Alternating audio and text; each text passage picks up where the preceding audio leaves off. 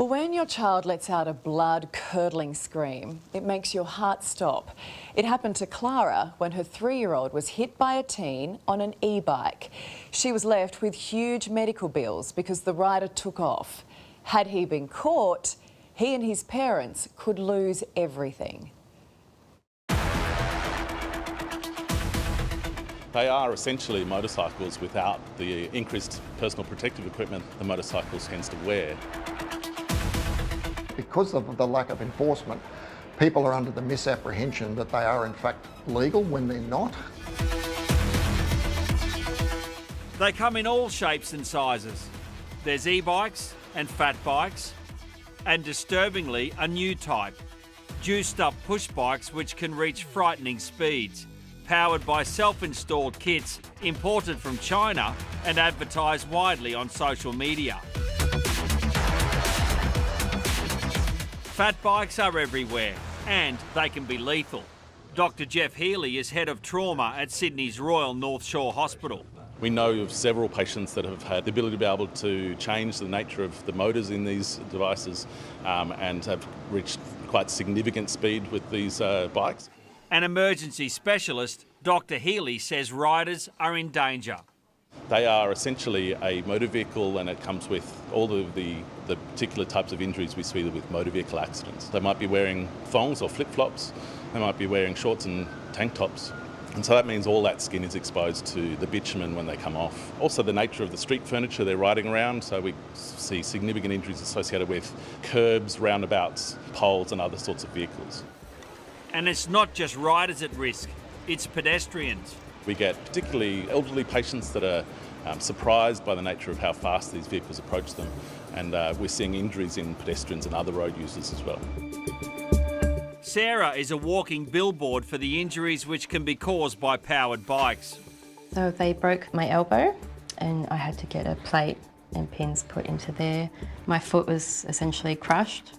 I also retained a lot of damage to the skin where I had to get skin grafts. So that's my elbow. Sarah was run down by a Lime bike while crossing tram tracks in Sydney's CBD. She's still recovering. As I crossed, I just heard, "Get out of the way, get out of the way." There's no lights, there was no horn. I didn't even hear the bike, I could only hear the man's voice saying, "Get out of the way." And that's when I was hit. Police investigations went nowhere, despite Sarah identifying 2 men. I had a High Commissioner policeman phone me at work and they apologised on the lack of help, but then there was no follow through on that, finding the people that did this to me.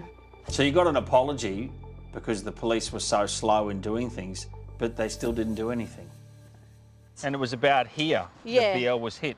Yes. 3-year-old BL was mown down by a fat bike ridden by a teenager while walking back from the local shops with mum Clara and his siblings at Cronulla in Sydney South. We stopped here for a second and then I hear the bike. I said, "Don't move, boys," and they stand next to the fence. And the kid just drove past and took BL and drug him all around there. And yeah. So he wasn't even on the footpath, he was over there? Yeah, because my boys were here and the pram was in the footpath. The pram was here, but yeah. Why didn't he go this way?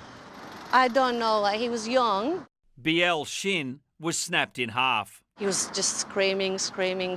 We were all in shock. The kid in the bike was in shock too. We were all in shock.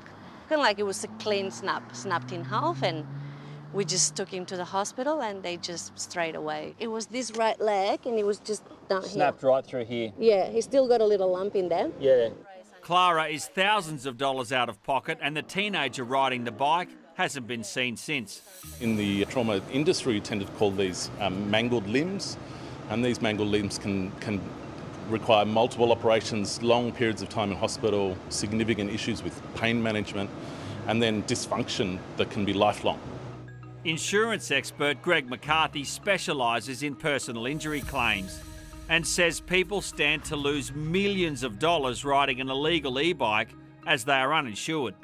If you've got a pillion passenger or you hit a pedestrian and they end up with a serious injury like an acquired brain injury, the cost of looking after that person is between $20 and $40 million, depending on their age. No one's house is going to cover that. And so people stand to lose a lot. This here is a classic e-bike. It's got no throttle. The power won't assist until I pedal. But this one here is a different kettle of fish. As you can see on the hub, maximum power of 1,000 watts. That's twice the legal limit. And if I get on, I don't even have the chain on. I won't even put my feet on the pedals. All I have to do is jump aboard, hit the throttle, and I'm gone. The speed limit for bikes like this on roads in New South Wales is 25 kilometres an hour, and I've been riding it pretty slowly this morning. But I can tell this machine I'm on has got some serious power.